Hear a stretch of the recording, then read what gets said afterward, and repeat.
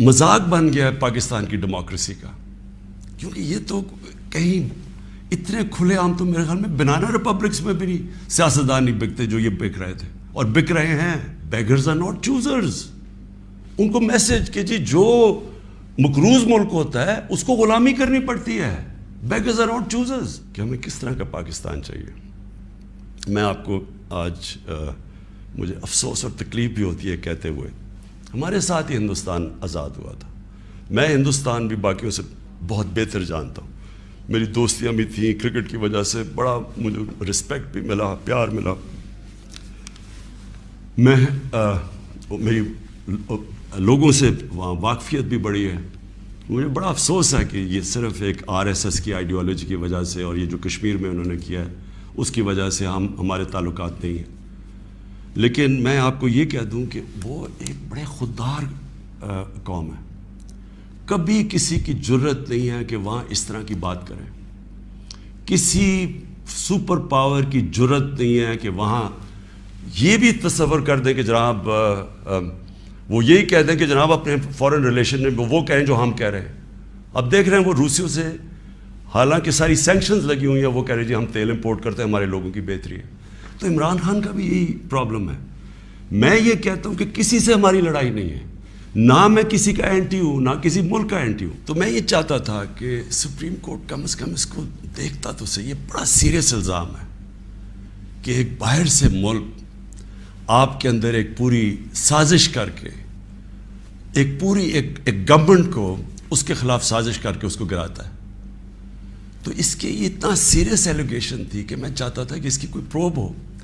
کم از کم supreme court وہ جو مراسلہ ہے، جو ڈاکیومنٹ ہے، کم از کم اس کو بلا کے دیکھ تو لیتا کہ کیا یہ جو ہم کہہ رہے ہیں کہ اتنی بڑی سازش ہے اور رجیم چینج کی کوشش ہے، کیا ہم سچ بول رہے ہیں یا نہیں بول رہے ہیں.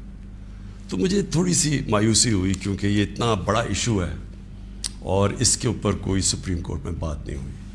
اور دوسرا مجھے افسوس یہ ہوا کہ اتنی جلدی جتنا فیصلہ آیا جو 63A یعنی کہ جو کھلے عام ہارس ٹریڈنگ ہو رہی ہے، پولیٹیشنز کے ضمیر خریدے جا رہے ہیں، بھیڑ بکریوں کی طرح ان کو بند کیا جا رہا ہے ہوٹلز میں اور ان کی قیمتیں لگائی جا رہی ہیں.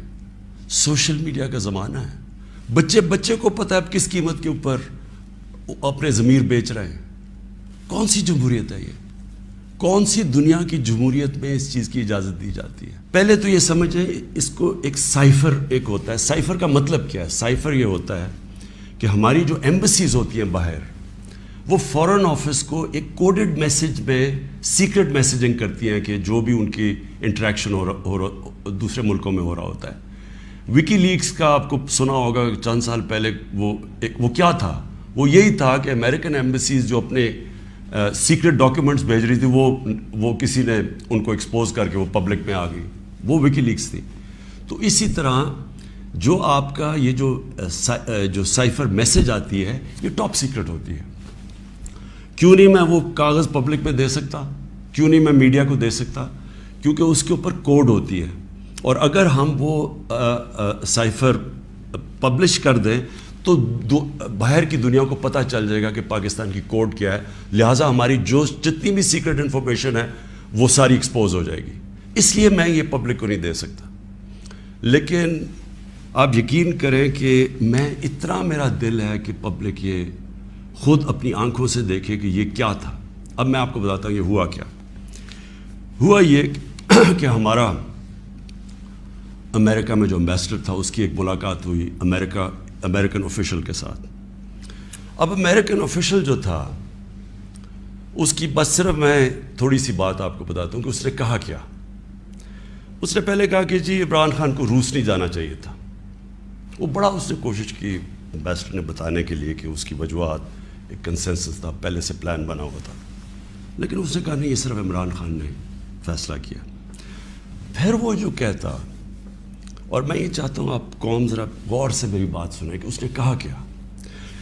اس نے کہا کہ اگر آپ عمران خان کو یہ، اور اس نے کہا ابھی عدم اعتماد درج نہیں ہوا تھا پاکستان میں، اس سے پہلے یہ کہہ رہا ہے، یعنی اسے پتا تھا کہ عدم اعتماد آنے والی ہے.